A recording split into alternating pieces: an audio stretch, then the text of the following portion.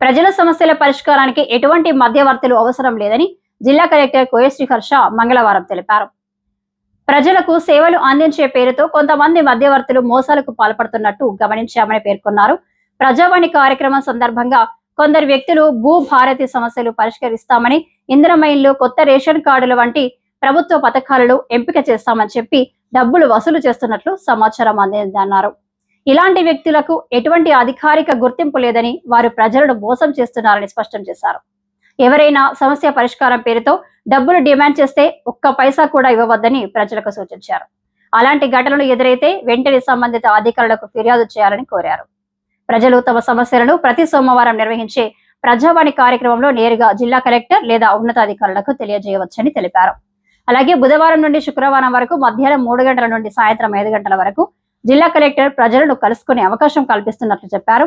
ఈ సమయాన్ని ప్రజలు సద్వినియోగం చేసుకోవాలని సూచించారు. మధ్యవర్తులను నమ్మి డబ్బులు కోల్పోకుండా జాగ్రత్తగా ఉండాలని జిల్లా కలెక్టర్ ప్రజలకు తెలిపారు. ఈ వార్తలు ఇంతటితో సమాప్తం. మరిన్ని విశేషాలతో మళ్ళీ కలుసుకుందాం. అంతవరకు సెలవు. నమస్కారం.